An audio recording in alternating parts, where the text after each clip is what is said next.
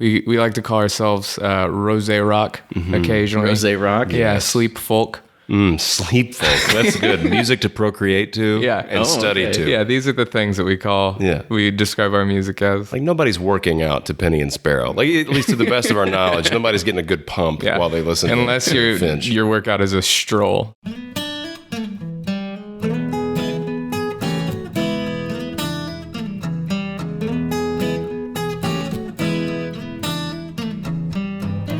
Welcome back, everybody. It is episode 228 of Bourbon Pursuit. I'm Kenny, and here's the news.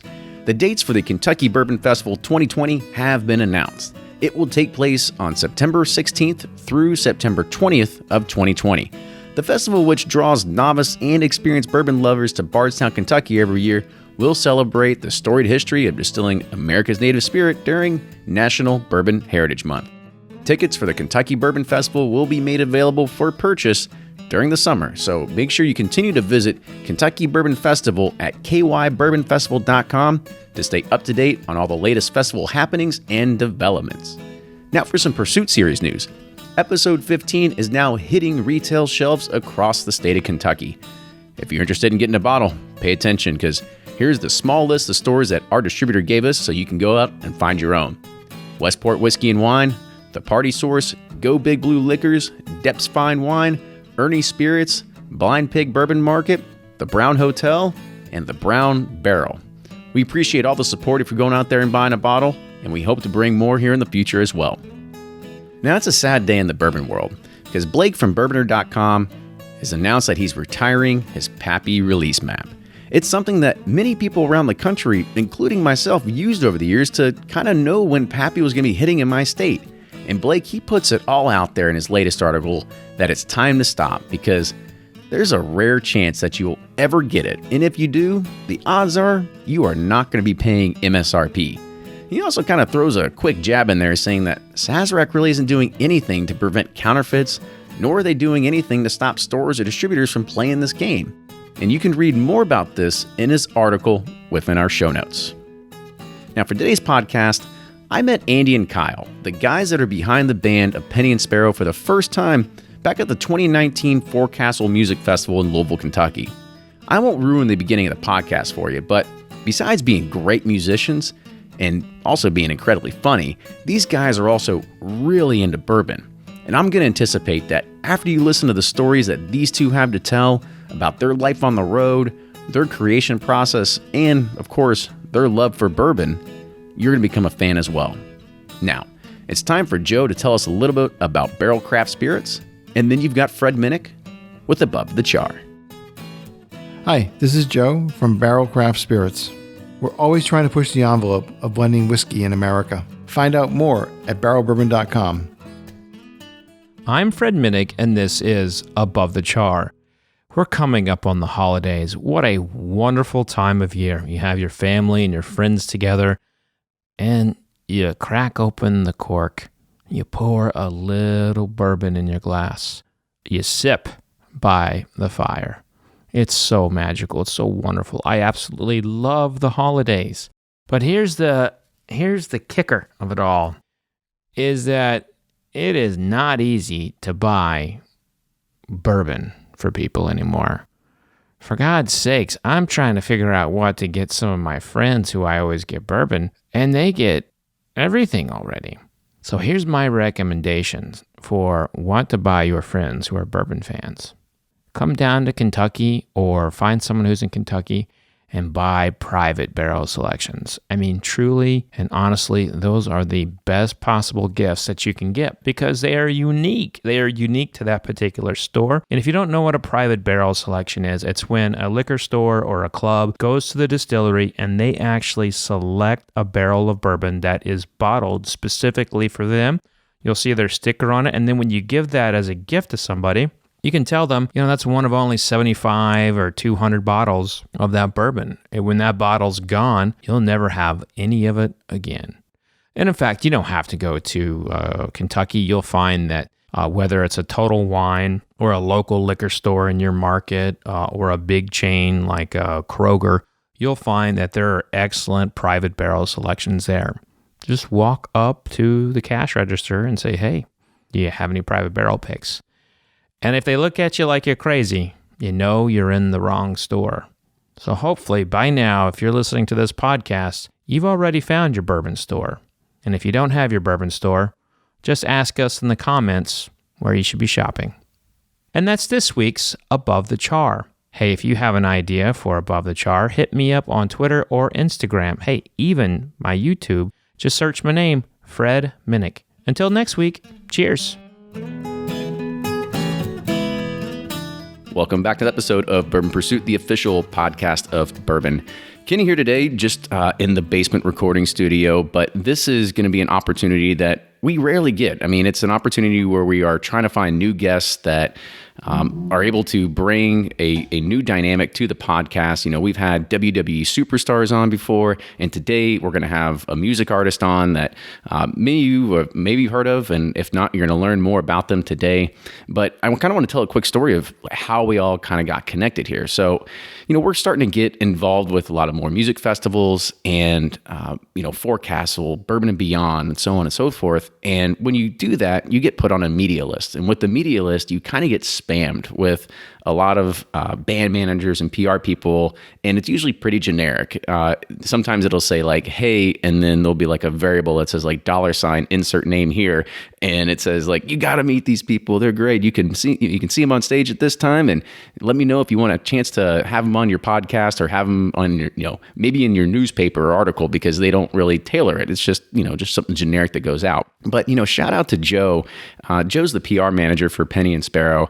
And he sent me a very personalized email, and it kind of started off in saying like, oh, hey, like, listen, these guys are actually like really into bourbon. And that's kind of what kind of kicked us off, because usually people say, like, you got to have them on. I'm like, okay, sure. What are we going to talk about? Music? Is that it? Because if we don't have any shared interest in bourbon, this is going to be a pretty lame for a bourbon podcast. And so we took an opportunity. I said, yeah, that's awesome. Let's go meet these guys. So we had an opportunity to sync up at Forecastle after their set, and we talked. And we talked for probably a solid 30 minutes there. And I think there was magic. I mean, there's something was happening, right? All the stars were aligning, and we really kicked it off. And these guys are huge bourbon nerds. They're really into it. Plus, they make great music. And so I'm happy to be able to introduce these two guys to the show. So today we've got Andy Baxter and Kyle Jahnke. They are the duo behind Penny and Sparrow, which has been featured in Rolling Stone, and they're also came out with the latest album, Finch. So, fellas, welcome to the show. Hello. Thank you for having us. Yeah. Greetings to you, constant listener. So, we usually like talk about bourbon like as we usually go into this, like it's because, we usually have a master distiller or somebody coming on, but, you guys bring a different dynamic to this. So we'll talk about bourbon here in a little bit. I kind of want to learn more about you all, like talk about the origins of the band, maybe talk a little bit more about the type of music you all do as well, because I know it's kind of it's like folk music, maybe a little like Iron and Wine mixed into it. Kind of talk about like where you all get your vibe and everything. Folk music, Iron and Wine is very, very good. A good comparison. We like to call ourselves rosé rock occasionally. Rosé rock? Yeah, Yes. sleep folk. Sleep folk. That's good. Music to procreate to and study to. Yeah, these are the things that we describe our music as. Like nobody's working out to Penny and Sparrow. Like at least to the best of our knowledge, nobody's getting a good pump while they listen Unless to Finch. your workout is a stroll. Yeah. Because that is what we can provide a good stroll soundtrack. Can do that. We started doing music in college because I needed a place to stay. My wife knew this guy and 11 other guys that lived in this huge house that was basically a shithole frat house. There's Minus nothing the wrong with frat. that, by the way. Not at all. I'm just letting you know this was that many people in a small space with very little air conditioning. It's filthy. It was filthy. So I moved in, and Kyle and I pretty quickly found out that we both liked music and both sounded pretty okay when we sang together. And man, the rest, as they say, is sort of history. We just kept plugging along, and on a small home rig that his mom and dad got him for Christmas, we recorded our first song with the sheer expressed intent of having music that our kids could someday listen to. And here we are 8 years later with no kids, but 6 albums. So it's pretty cool. Well, one day they'll listen to it. Yeah, That's right. If we procreate, then they'll be able to hear it. They'll be able to get down on it. Yeah. But I mean, your all's vibe, like what you all do, I think I read that you make serious songs, but you're not very serious people, right? And that's kind of like the kind of vibe you all put. I mean, we were down here talking before we started recording here, and we're just cracking jokes left and right. So kind of talk about the music, like where the inspiration comes from, the lyrics, everything like that. What we mainly try to do is write basically autobiographical songs, things that we're working through, things that would be cathartic to us. But that's usually the more internal stuff, which is great. I mean, we talk about it all the time. It's the deeper conversations Andy and I have. Yeah. But yeah, I mean, we don't live in that part of we have, I feel like the majority of what we do is, as humans, is just lighthearted. Yeah, and I remember years ago when we started doing this, we started taking ourselves really seriously on the front end, right? Like we featured ourselves being serious guys writing heartfelt music with good lyrics, and At least on stage, yeah. And so we'd show up to these shows, and then we would barely move an inch and not talk and not laugh in between songs, just to try and sing our ass off. And then I remember my dad talking to us after a show one time and more or less said, Jesus Christ, let him come up for air. And I think the point he was getting at was like, look, this isn't who you are when you're not on stage. Like, this is sort of more of a character you're creating, this overly serious, facade. So just do you. You see, like, I did raise an overly sensitive son? Right. Is that what happened? Well, he definitely raised an overly sensitive son. That is true. He did do that. But he also raised sort of a goofball, as did his old man. And so for what it's worth, it felt so much more free just to be the same person on stage and off. So the same dumb shit jokes that we make in the van is what you get here on a podcast, is what you get on stage when we do a show. And that feels really nice. Yeah, I mean, I had the opportunity last night to go and check you guys out on the show, because you guys are doing your nationwide tour right now. And I know it's going to be finished by the time this wraps up. But it's funny because you all, I mean, exactly what you just said, right? It's serious songs, and then you all bring this different vibe to it where you try to bring it uplifting. I mean, at one point, Andy, you're doing this thing of like, all right, let's get the clap, let's get the beat going. And then you would raise your hands slowly, and you'd said, as I raise my hands, I want to see your hands in the air. And then when I make like this musical cue of like, stop, everybody stop. Nope, I don't want to hear a peep. And they did a great job too. It was really impressive. Yeah. And I think I even told him, when I do that, I want you to shut the hell up. Yeah. Which is aggressive to say to a crowd of paying customers who came to see you do a thing, but really just the point needs to be gotten across. And they went into it. It's awesome when people are, I mean, maybe it's because it's bourbon country and everybody was slightly hammered, but they bought in, which is nice. Yeah. I was about to say, how many venues do you go to and there's like Four Roses posters just blasted everywhere over, like when we were at Headliners last night? Oh, dude.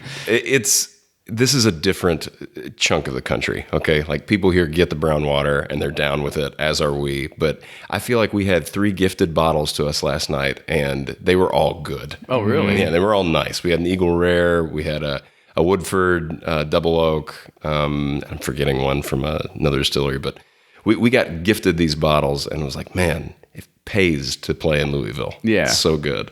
Well, that's awesome. I mean, free bourbon's always the best bourbon. It tastes great better. bourbon. Yeah, it tastes better. Yeah. I mean, that's what we were down here too. We were sitting there sampling from my bar before we started here. We had started off with some Dusties, and I think we've got Booker's Rye here is what we're sampling on right now. So that's a fact. And constant listener, you should know that we are in a lair. It's not just a studio. We are in a bourbon lair. There is lighting fixtures made out of barrel hoops. There are thousands of bottles surrounding us. Thousands. Like, if it's a powder keg in here, one errant match, and the whole block's going up in flames. Yeah, but we're going to make sure we don't have a gas leak a little bit later. Yeah, just That's right, yeah. Positive of that. And so, the music is fun and it's interesting, and you all are been going. And I kind of want to talk a little bit more about, the road and the tour, because I'm sure you've got fans. I remember there was one fan last night, and I think she tried standing up or waving. She was on the right side, about 5 rows back, and every song she was just going crazy. What's your craziest fan moment that you've had? Ooh, that's a good question. That's a really good one. Skid Row comes to mind. Yeah. Skid Row probably comes to mind. Most likely that. Me and Andy, with a fan who loved our stuff, the man had a few too many drinks and was kind of shifting between being extremely excited and happy to see us, like tears of joy seeing us and telling us how much he loved us, to literally almost throwing punches at us. Oh, wow.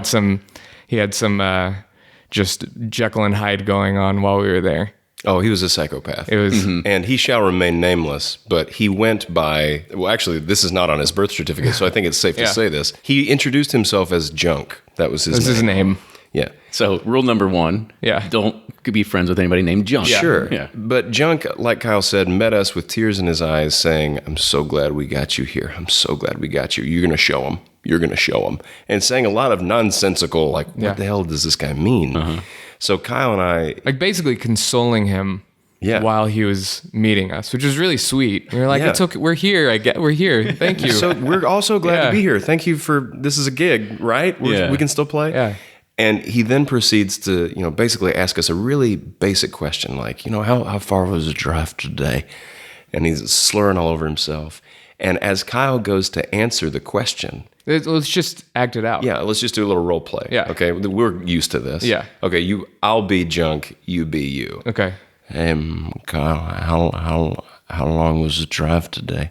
Oh, the drive was Shut about... the fuck up, dude, buddy.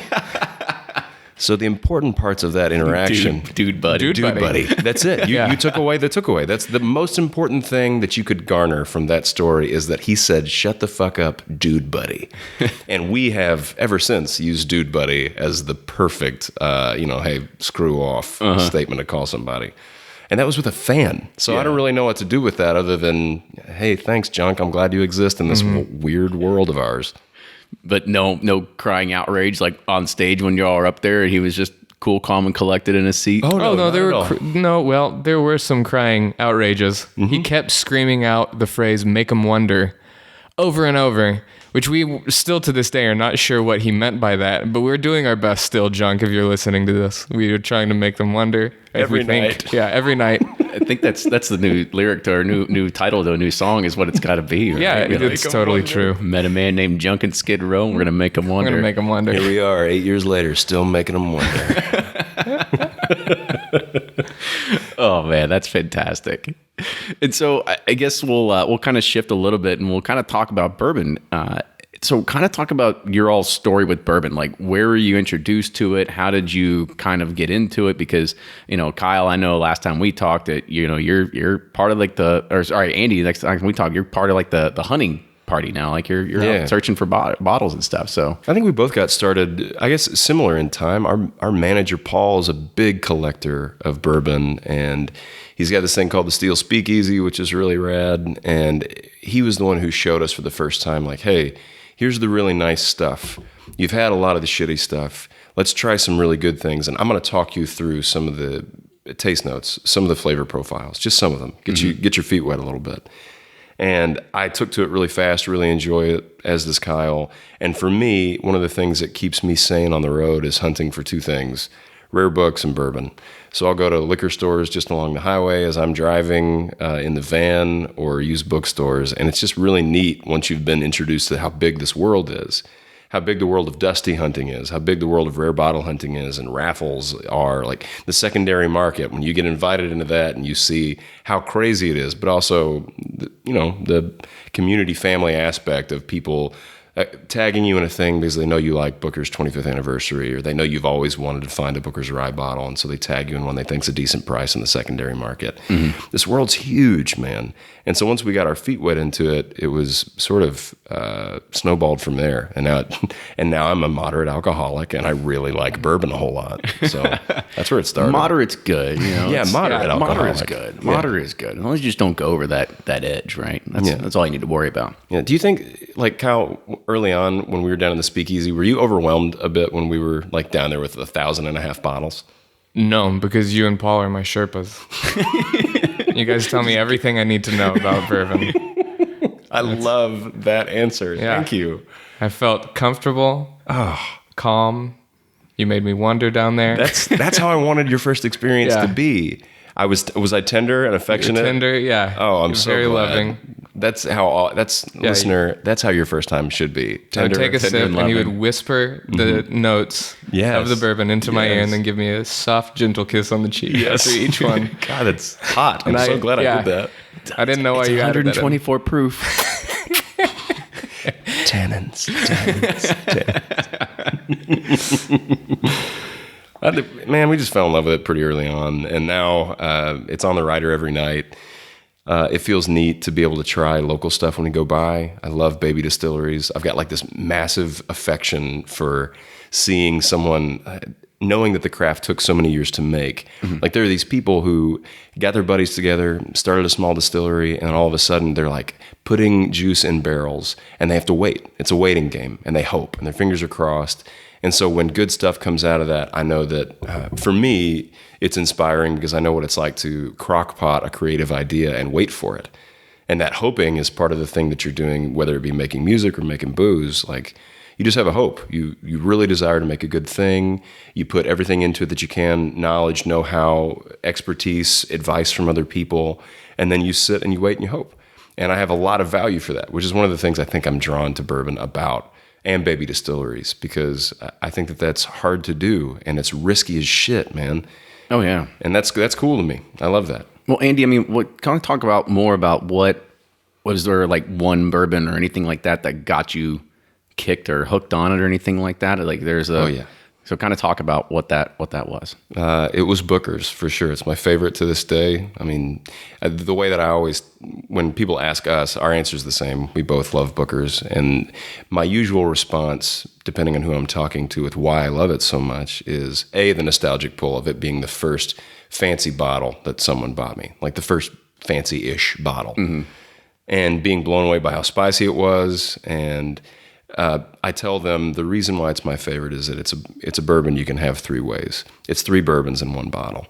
That is a totally different flavor profile if you have it neat versus how you have that with a drop of water, swilled, let it open for a minute, versus having a couple cubes in there. I mean, you are literally changing the flavor complexion 3 totally different ways. And as the ice melts, you're going to get a 4th and a 5th and a 6th, depending on how long you sip on it. And so any chameleon bottle like that exists, I'm fond of, which is normally why I go for the hazmat shit. I'm just such a huge fan of high proof stuff. I like that, a chameleon. I like that. I don't think I've ever heard that one. Can I steal that? You can. It's yours. All right, it's yours cool. now. I'm gonna go ahead and just write that one in the book. You keep pouring this shit for me, and it's all yours. All right, we'll keep going. We're gonna keep going. So, Kyle, what about you? I mean, I know he said that. Andy said you like Booker's as well, but I mean, was that your first introduction? Was somebody that said like, "Here, drink this 125 proof stuff. You're gonna love it." So I remember Andy in 2011 when he was like, "Man, I think I like bourbon." And I was like, "That's great. That's really cool." And at the time, I didn't know too much about it. I just drank beer. Like a text message. You're like, "Sweet man." Yeah, thanks, man. Cool. Personal epiphany here, Kyle. Enjoy it. Have a good Tuesday. And I remember you would drink. Just like all of the standards, just like a Maker's or a Bullet or any of those, and you were just learning about them. And I do remember when you got your first bottle of the good stuff. Daddy's first Booker's. Yeah, it was very sweet. It was a good time. But then that was it. I feel like it was just game over. And I mean, we at the time were already spending so much time together that I was part of the whole process. And that's you felt like you were his like guiding angel, like through the whole thing. You're like, I was like, continue on, go on. Kyle, would you say that I am your enabler and that I too have made you a moderate alcoholic through this process? Because I'd like for you to not say that. I can't not say that. Yeah, okay, then it's definitely true. Yeah, it's very true. Cool. Yeah, we're in the same spot. Yeah, I feel great about that. Our liver is fine. It's fine. We're young. It's strengthened, if anything. If anything, it's old Ironsides back there. That thing can take a licking, and it's fine. Can you say take a licking? I don't know if I like that, but it's okay because my liver really can take a licking. Yeah. Yeah, I'm with you on that. But yeah, that's how Andy was for sure my enabler through all of it. My dad is more of a Scotch guy, and so I knew about Scotches. And then I think Andy has taught my whole family, in fact, about the bourbon world because my dad now will go and buy, anytime he knows we're going to travel through, he'll buy the biggest bottle of bourbon that is possible to buy. And we'll be so excited about it. It looks like a super soaker tank full of booze. It's literally like, I didn't know they made them that big. It looks like a novelty inflatable, but it's real and it's full of Woodford, and he gets it every fucking time, and I'm so grateful that he does. And it's almost cash by the time you leave. Well, I wasn't going to say it, but yeah. If I had a nickel for every, like, ambling midnight to 2 a.m. walk down the stairs at the Jahnke house I'd had to that huge daddy bottle, I'd have loads of nickels, my friend.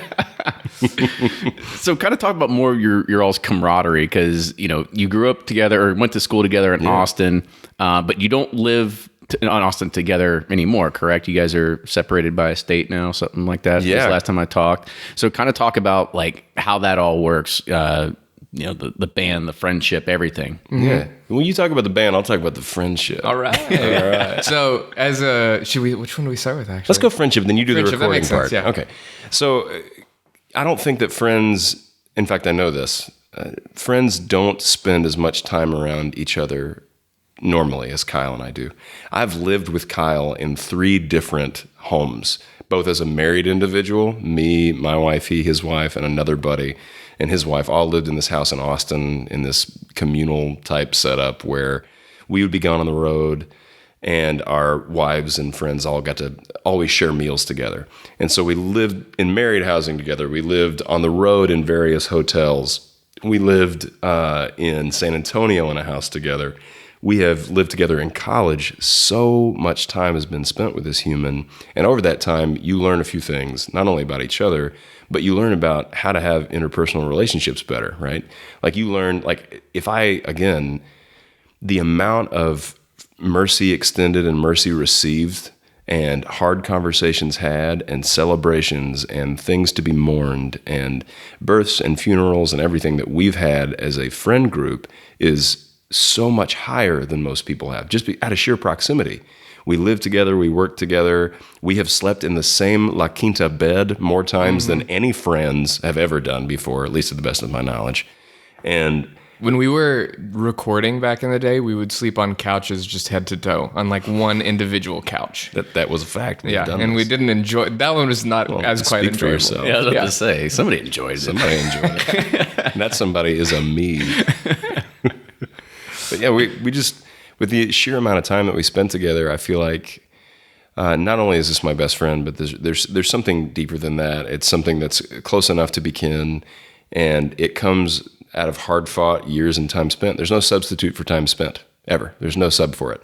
I've spent thousands of hours with this person talking about the scary shit in life, the beautiful things in life, and everything in between. And the end result of that has been something that, like I said, is closer to kin than most things that people will ever have, and closer than brothers that I know. Like most people that I know don't even have this relationship with their kin. And that has definitely fed into how we do music. And this is a little bit weird for us to live in a different place now. It's the first time in our lives that we live in a different city, different state. And granted, we still see each other hundreds of days a year as we tour together. But it's definitely affected the music in a good way, but surprising.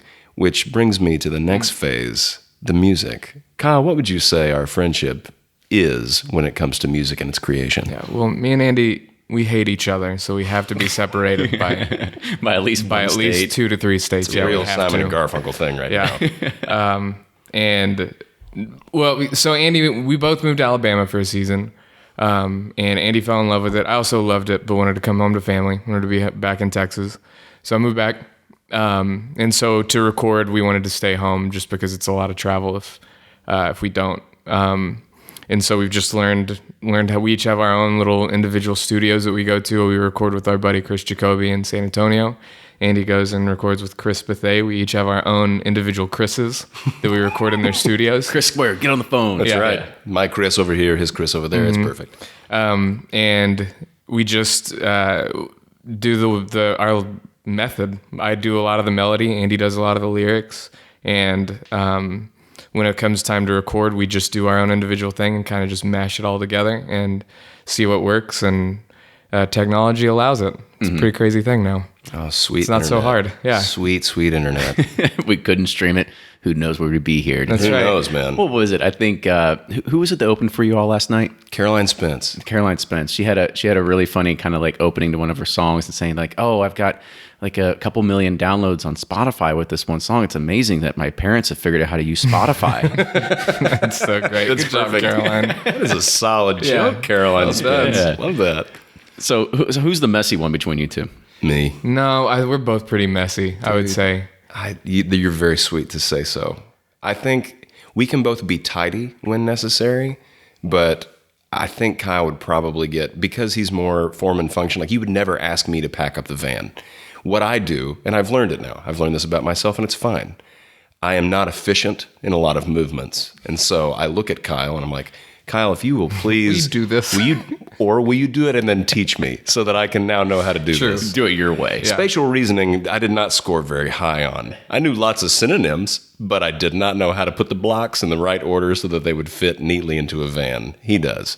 So I think that would mean that he's cleaner. Well, that's like a dad move, right? You got to pack up the truck to go down to Myrtle Beach or to Florida or Destin, whatever it is, and you're sitting there playing a game of Jenga with all the luggage. So I've got that gene. Whatever it is in my tool. It's so hot. The other day, it did happen where you packed stand it back and behind and start waving and fanning yourself like, oh dear, it's so nice to have a man around the house. And I would honestly say something like that every time I see him pack the van. I'm like, I'm so proud of you.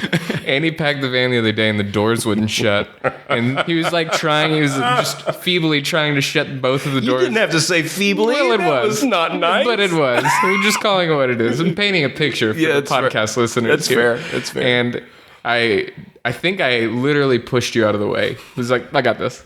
Just stiff arm out, and then I put it together. Oh, my insolence, my silliness that I would even try to pack the van. And I did. But in terms of who's cleaner, both of our suitcases explode upon true. entering every single hotel room that we enter. That's true. They do. So to answer your question, maybe it's a push. Mm-hmm. But the more organized of the two of us would be Kyle. Yeah. There's got to be somebody. I'll that take takes care of it. Yeah, you'll have to. It's a fact. It's objective. I'll take it. Yeah.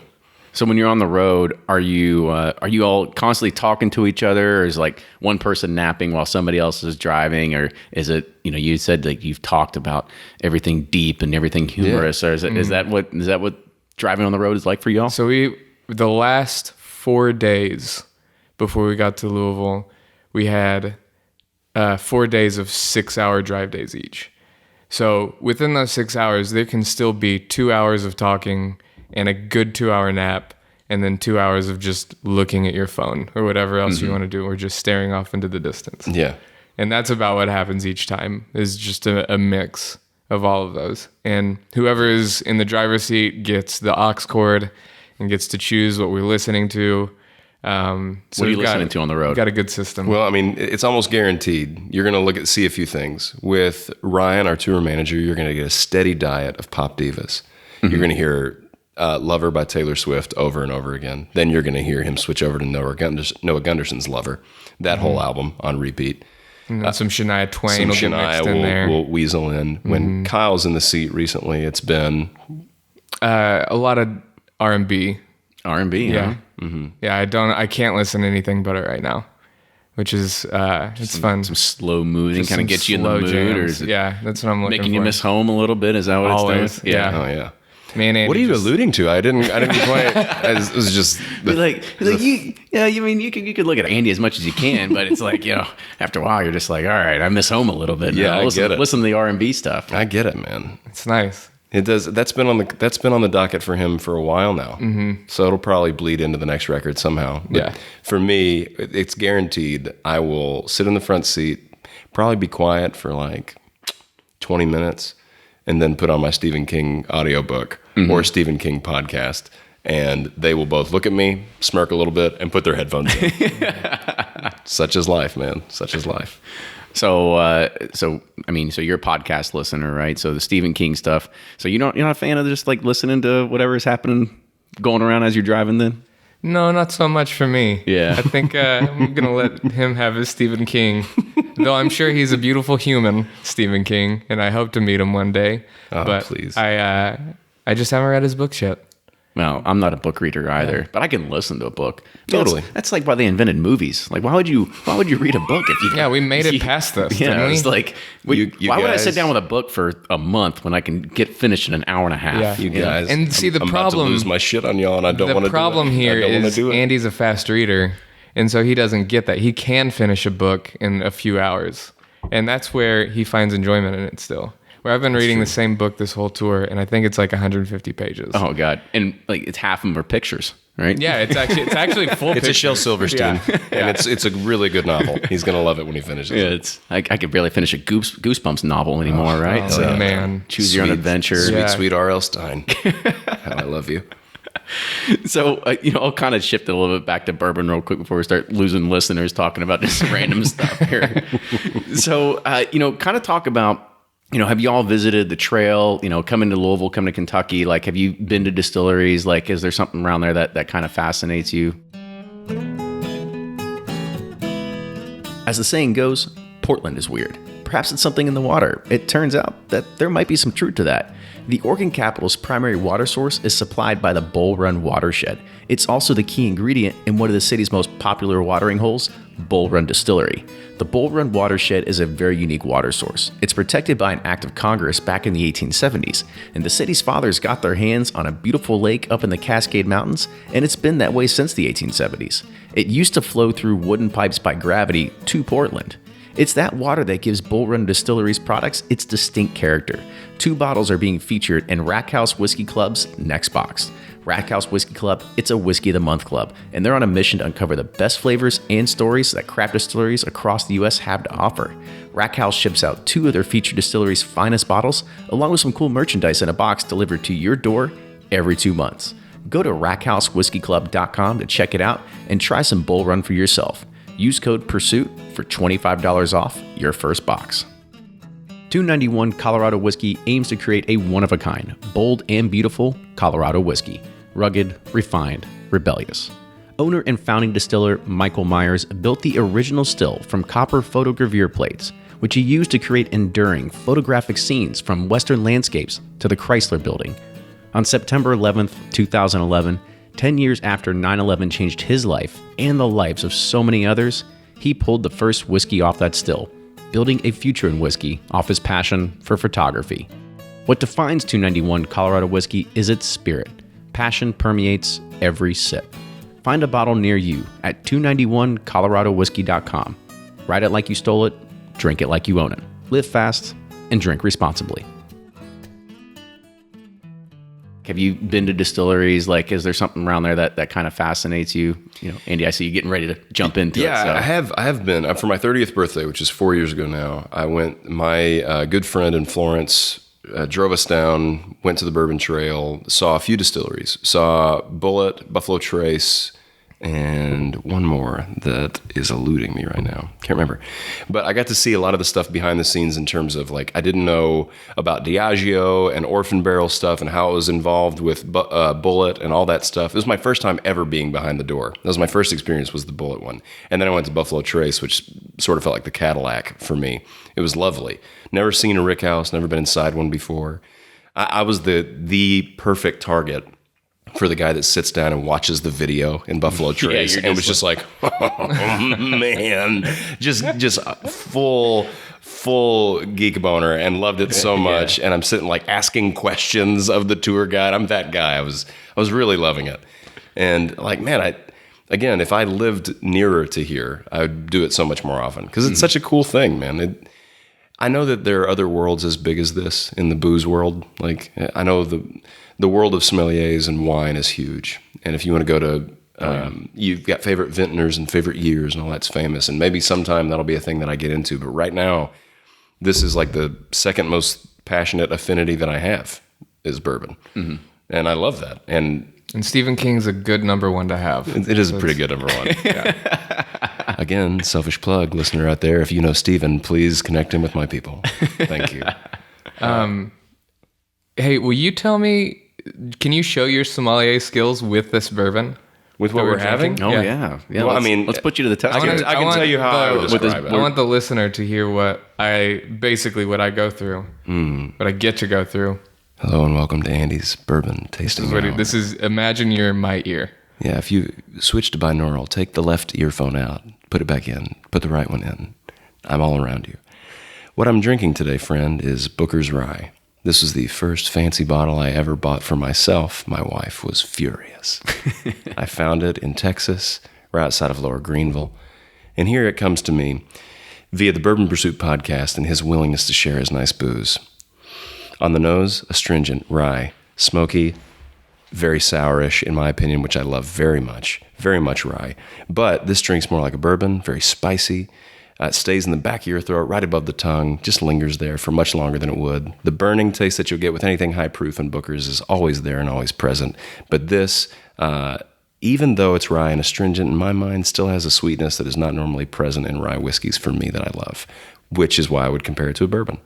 And that is my tasting note for today on Booker's Rye. Thank you. Oh, fantastic. Thank you so Slow much. clap for that one. Thank you so much. Thank you. That was nice. Well, I tried. Yeah, sure. Ahead. Go dive into it. I mean, because Booker's Rye, this was one of the most highly anticipated and allocated releases that came out a few years ago. It's long gone from the market. Who knows if we're ever going to see something like this again? Because this was a batch of rye that actually Booker put down. Right. I mean, this was something that happened a long time ago.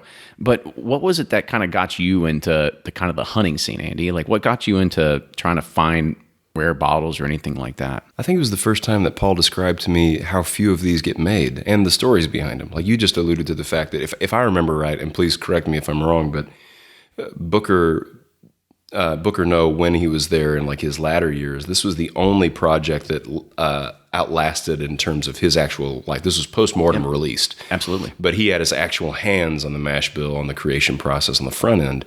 And the story of that, to me, I knew this was a bottle that I had to hunt down and find, which is why I have it in the bunker.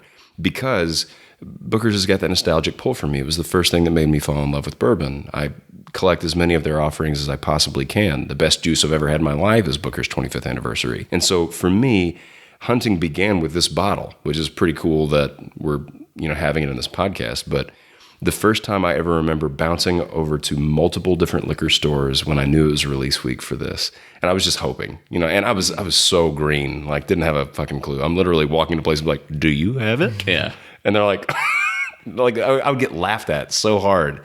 But this one like younger clerk at this liquor store was like, "I think I can probably get one." I mean, I think that the dude that we had it promised to bailed.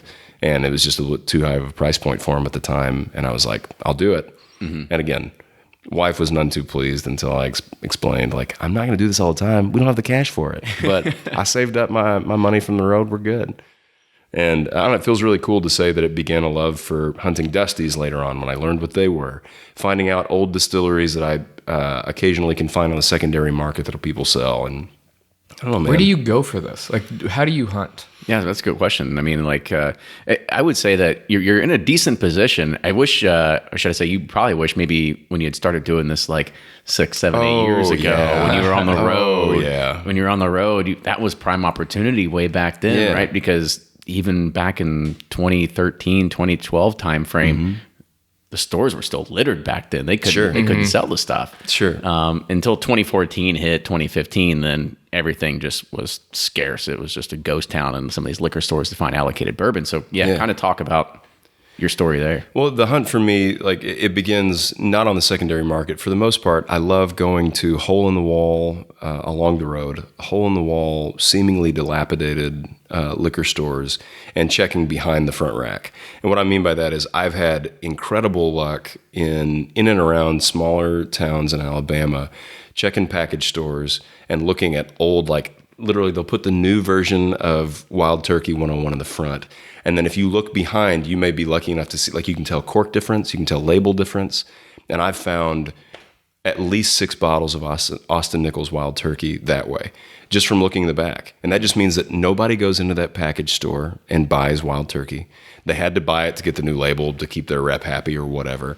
I've found age-stated Old Charter. I've found some Old Log Cabin, some really great dusty finds. Old Log Cabin, I was about to say. Yeah, some really cool dusty finds just from people who've like owned these package stores for years and don't know what they have. And I'm not out there trying to scam them because I don't resell anything. My meager bourbon collection in my little closet of my house is all for drinking.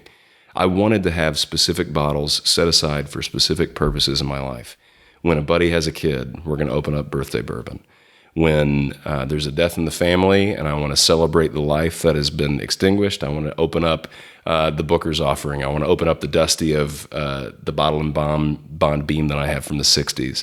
That was there. I mean, it was in the barrel when Kennedy was alive. Like, are you kidding me? Like, there's so much of this stuff that I see a bottle that there's limited number of, and I immediately see a story, and I see who was alive when it was first in the cask, and I see all of those things that matter to me as a storyteller in my other job.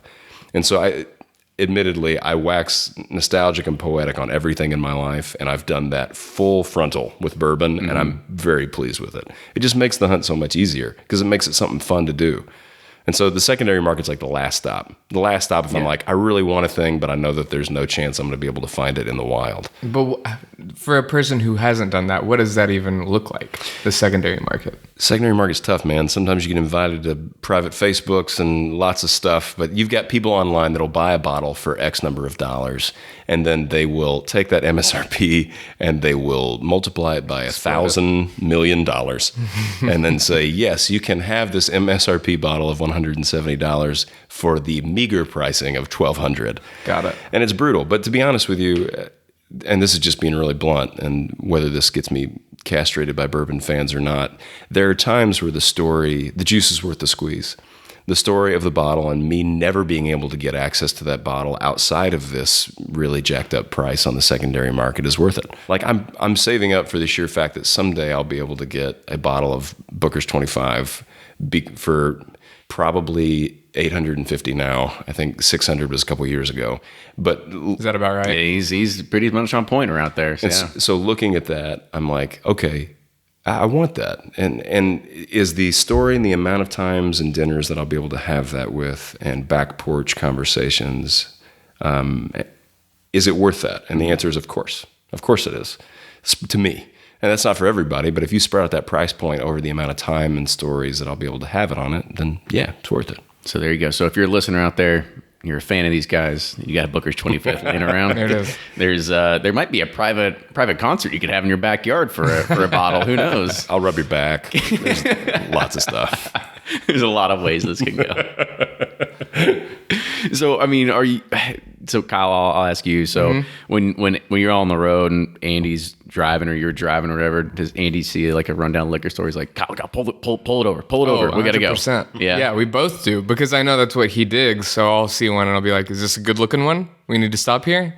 And most times it's a yes. There's very rarely a no to go into a liquor store. So we'll go pretty often. And I know what to look for now, which is really fun. I know how to say the things to the guys behind the counter to see if there's anything back there. Got to play that game, Got to play the game.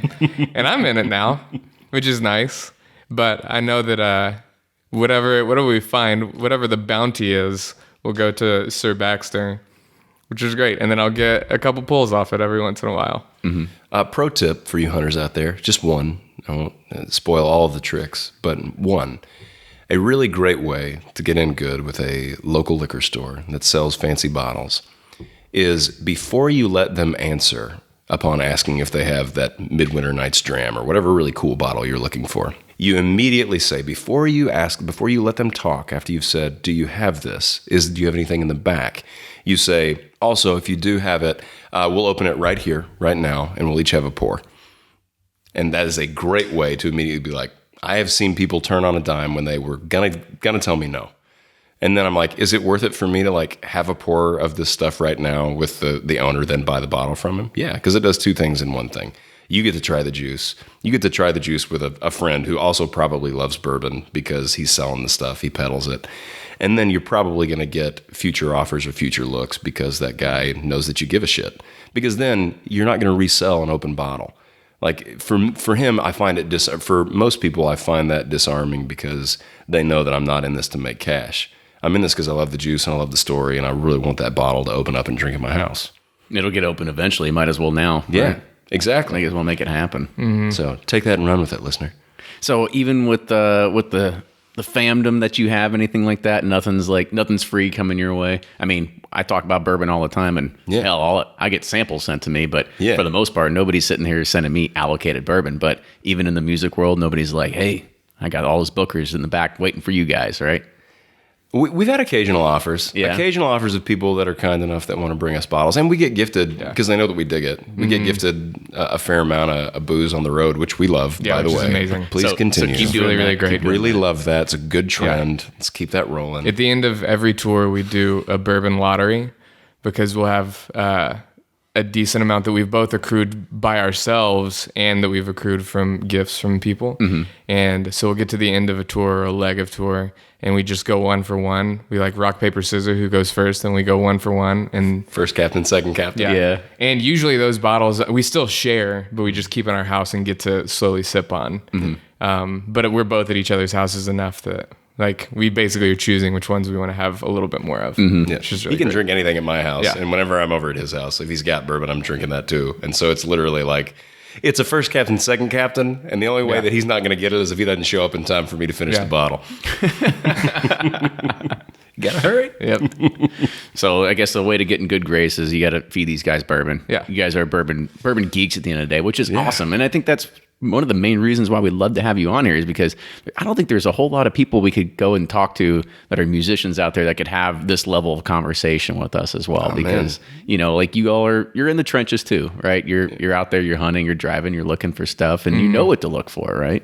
I think so. I mean, and again, this world's huge. Still learning what this is. Like I've only known about Dusty's for like 3 years. And so like the amount of knowledge that you can amass in this world is massive, dude. It's so crazy to learn about who used to own Old Crow, what years were good, when did it stop being great, when is it making a resurgence? Like all these nuanced things that you can figure out about this world is huge. And to me, that's just fun.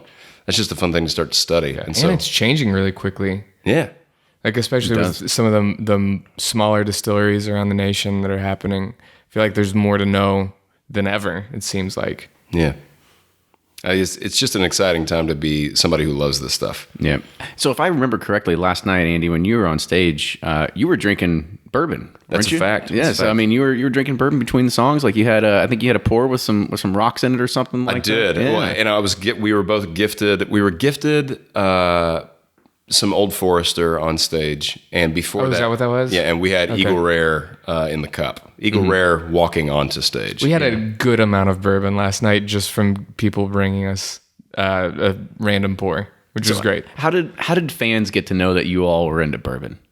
I don't know if there's a time on stage that Andy or I are not drinking bourbon, and I think it became apparent after a few years of us just constantly in between songs having people would just taking a ask, sip, like, yeah, okay. And so I think, and then eventually people would buy us bourbons and send them on stage, and we just would say how appreciative we were, and we would drink them, which is also great.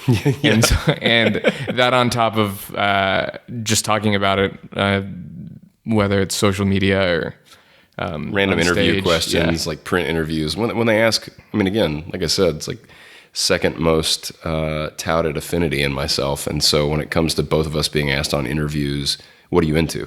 What do you do on the road to stay sane?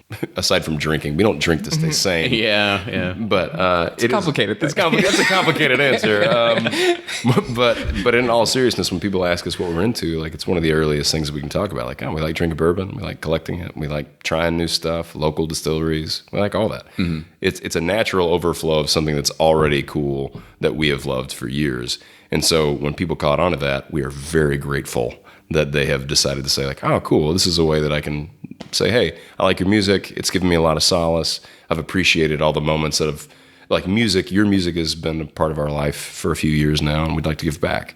And a lot of times they choose to give back with sweet 100-proof goodness. And we are pleased with that choice. I was about to say, and kind of tail off on that last one, is like when somebody does come and says that, you know, your music has inspired their life, like kind of talk about that, right? Because I mean, we're getting a little deep with this, but kind of talk about like what that means to you all as artists. To be honest with you, man, anytime we get to be a part of a thing that's been healing for somebody, anytime somebody comes up and says, as it happens fairly regularly now, we've toured enough and we've seen enough cities and met enough people that people get to come up and tell us a story of a moment in their life that they got through with the helping hand of catharsis in music. And we've gotten to be a part of that. And so anytime someone steps up and says that a good thing resulted, an emotionally beneficial thing, healing, catharsis happened because of our tunes, I don't know that there's a better compliment you could give our music. A lot of why we write our music is for that. It's our own healing. A lot of the times, it's pretty often autobiographical. And I know that's not the only way to write music. I mean, in the pop world, you're not looking to write something that's heavy. or something that's going to be specifically cathartic. Yeah, I think Ariana Grande said, leave your boyfriend for me or something like that. Yeah, so it's kind of a little is different. emotionally deep. Yeah, let the it record can be. reflect. There's a lot of shit It going really on can there. be. But the fact that someone else would also feel what we're going through, it just is pretty binding for us. It's a really cool thing. Although our intention wasn't to be like, we want to write something specifically for other people, because we write it for ourselves. To know that other people are also connecting with it is just really, it's a cool bond to have with somebody, to be like, yeah, we're in the same thing together a lot of the time. So it's a really cool, it's really cool for us when anybody tells us. Right on. Absolutely. And so I guess another thing to kind of tail off on from the last question before then is, you all are not also discriminators in the whiskey world as well, because I think it was a city or two ago, you did a shout on Instagram saying somebody sent you some of your favorite cinnamon flavored whiskey. Oh yeah. Well, let the record reflect a few things. One, we'll drink it if it's wet and it tastes decent. Well,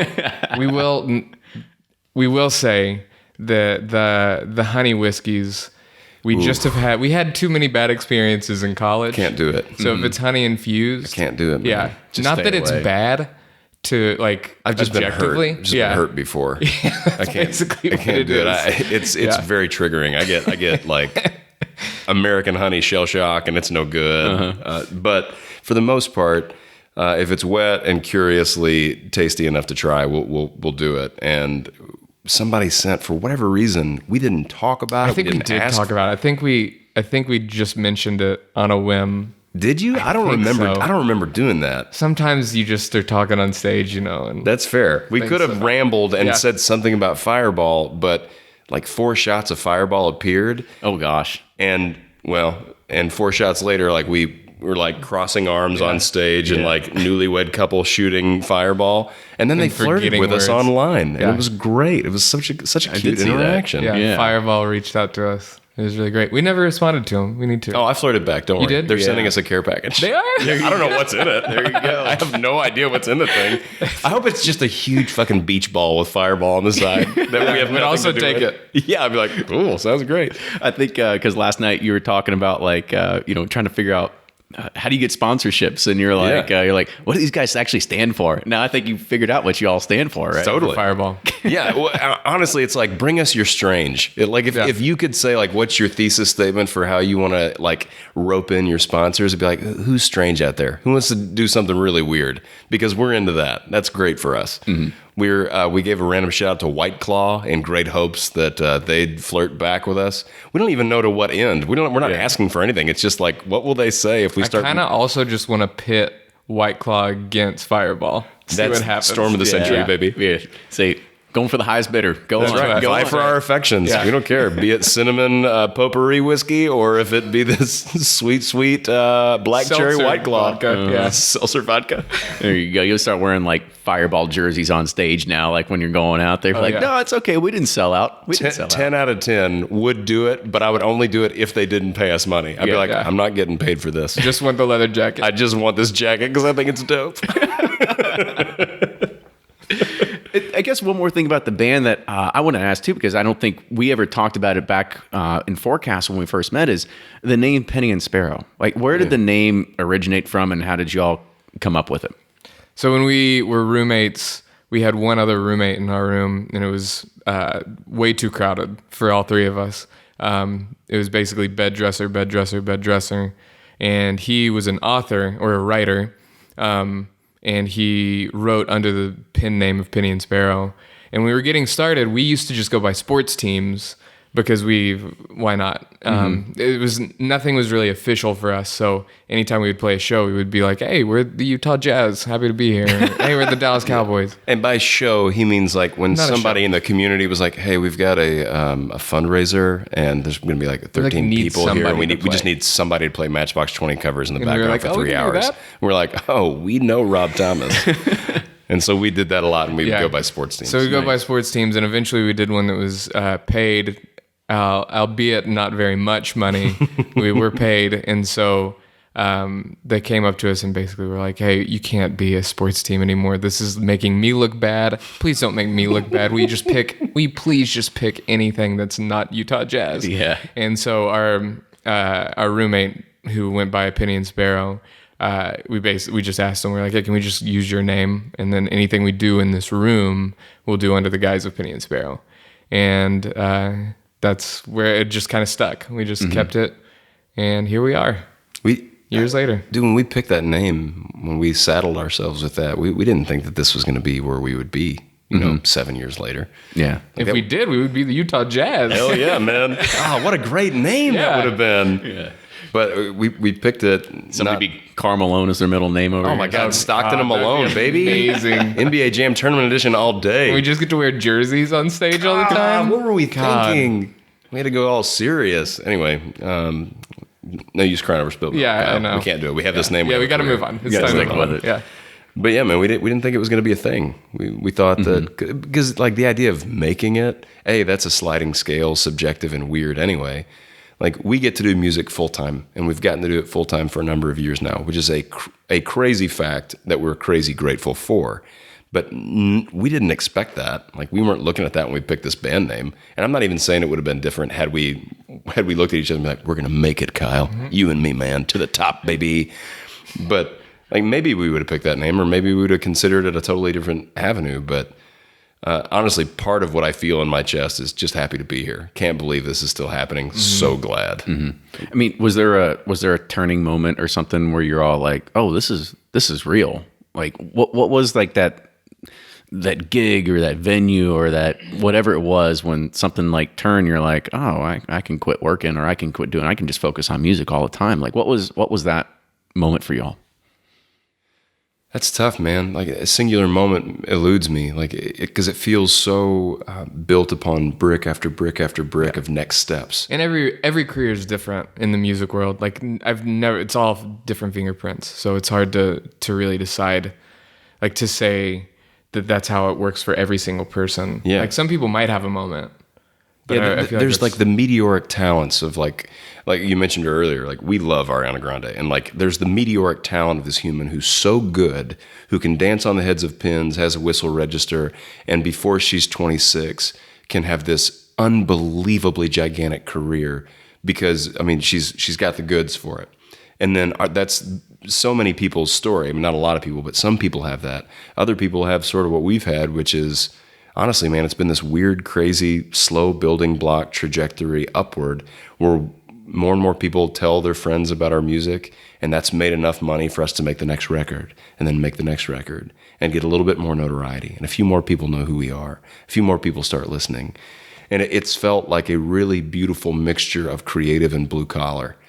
And we couldn't have routed this for anybody. When new musicians come over and ask us, like, hey, I've listened to your music for years, what advice would you give us? We sort of look at each other and be like, I don't know, man. We can tell you what we Don't did. give up. Yeah, I can give you Really? our autobiography in a few minutes, but there's no chance that would work for another person. Like, I don't know. It's just like, play your ass off, sing for as many people as you possibly can, and only release things that you love. Yeah. And speaking of releasing things you only love, talk about Finch a little bit, because it's your latest album, the one they just came out with. So kind of talk about it. It is different than our other stuff, which I dig. I think it was in the beginning phases of my R&B phase. So there's a little bit of R&B. A little bump and grinding just going a on. little There bit. is. Yeah, just a little bit. It's Just a a taste. small amount. It's more rhythmic than our previous stuff, and it's a really fun album. The way it came to fruition was really cool. The way that we recorded it, because we were in different states, we didn't know what we were going to end on, and what we ended on we're just really happy with. It's just a fun record to sing and to play. And Yeah, I feel like he's right. Like, he brought new melodies to the table. I got to bring new word bank stuff for this record. I don't know that. I mean, we've had fun making all the previous records, but to Kyle's credit, this is the first record that I can look at and say, I think people will leave this record saying, that's fun. Like, this is a mix of high and low intermingled with heavy emotional depth, but not sacrificing joy. Like, there's legitimately jubilant songs on this record, which there's been joy in our previous ones, but this one is like straight up crack a smile and bop your head, which is a different color to paint with for us. And we got to paint with it a few times on this record. I feel like it's decidedly still our DNA, still our fingerprint, but we got to do a thing that we'd wanted to experiment with, which is we wrote songs that were new. We're experimenting with different soundscape, with different production, like all that stuff. So I like this being another brick in the wall of a career because that's what we've been building on. Mm-hmm. Absolutely. So next time, just wait because it's going to be straight genuine Boys to Men. Jodeci. Because I'm deep in the R&B now, so it's just going to be insanely R&B. Yeah. So enjoy the like middle folk or rosé rock, if you will, because now it's going to be rosé R&B. I heard that. Still R&B. Straight Crevassier, baby. Yeah. Let's do it.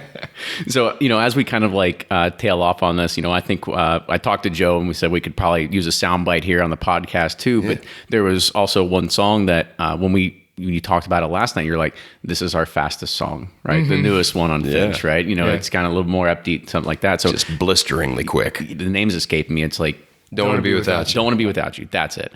So kind of talk about the vibe behind the song and really what you're trying to accomplish with it. Yeah, it's we love Simon and Garfunkel.